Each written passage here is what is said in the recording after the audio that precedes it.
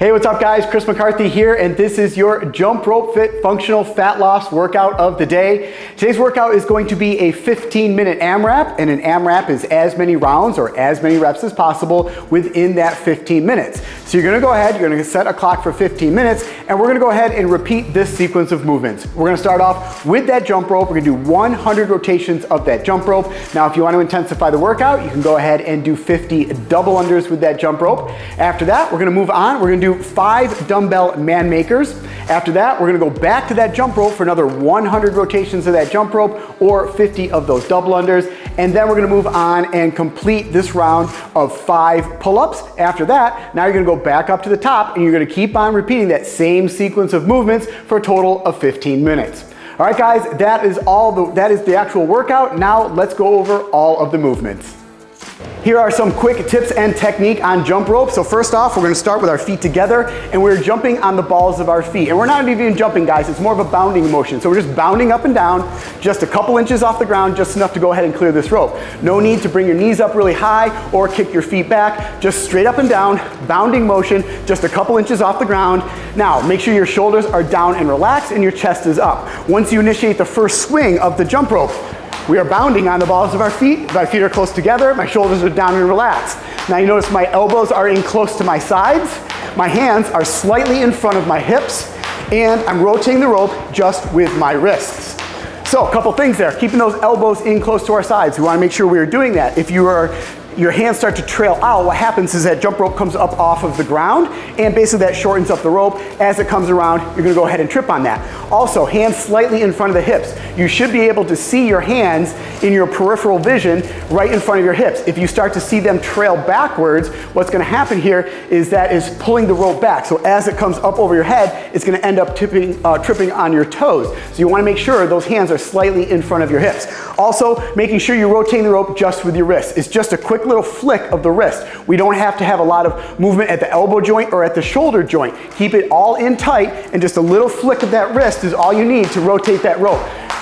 Should be a very relaxed movement. Now this is your basic single jump. This is fine to do. If you want to intensify the workout, you can do a run in place, which is just alternating right, left, right, left. That's going to speed up the movement a little bit. You can also go into a bit of a boxer step where you're just kicking one foot out in front of the other and alternate through there. Now if you really want to intensify the workouts, you can do what's called double unders, and that's going to be 2 rotations of the jump rope for every jump.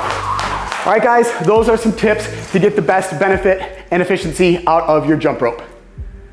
These are Dumbbell Manmakers. You're gonna need 2 dumbbells for this, and basically what we're gonna do is we're gonna be standing in an upright position here. Dumbbells are gonna be in each of our hands by our sides. We are then gonna go down into a plank position, kick our legs back. We're gonna do a push-up. We're gonna press out of that push-up. We're gonna bring our feet in. As we start to clean those dumbbells up into the front rack position, we are then gonna go into a squat. We're then gonna come out of that squat and push those dumbbells up all the way overhead. So this is basically a really full body movement here. So I have the 2 dumbbells here, hanging down by my sides. From here, what we're gonna end up doing, keeping those shoulders back, chest up, we're going to bend the knees, send those hips back, go down into a squat position till the dumbbells go on the ground. From here, now we're gonna go back into a plank position. From here, we're gonna do a push-up. We're gonna press out of that push-up. Now we're gonna bring our feet in. We're gonna sit back in that squat. As I clean them up, I am then gonna go into a squat. So I'm gonna press through the floor, clean them in their front rack position, back into a squat. Now press through all the way up. So back down to the ground here. So down, plank, push up, press, bring the feet in, clean them up, squat, press them up overhead. Down, plank, push up, press, bring the feet in, sit back, clean them up, squat, and press. Those are Dumbbell Manmakers. All right, these are pull-ups, and I have a couple different progressions I'm gonna go over today. So first off, you might have a bar like I have that's mounted over there on the wall, or you might have one of those bars that's mounted in your doorway. First off, I'm gonna go over just your basic pull-up. Then there's a couple modifications if you're unable to do unassisted pull-ups with some bands and some different modifications. So first off, palms are facing forward, a little bit wider than shoulder width apart. You're gonna jump up on this bar, pull your chin up over the top, all the way down, all the way up, all the way down.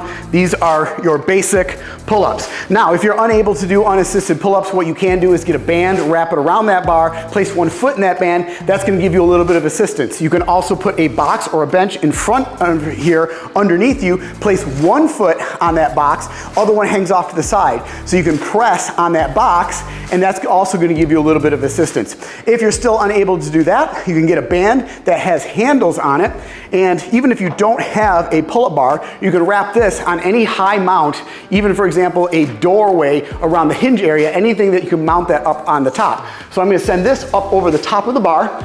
Now we're just basically mimicking that pull-up. So once again, palms are facing forward, about shoulder width apart. Depending on the height of your bar, you might have to get down on your knees or sit down on the ground like I have to here. Now from here, palms are facing forward, shoulder width apart. We're mimicking that pull-up position. So we're pulling our hands down below chin, then all the way slow and controlled back up. All the way down, all the way up.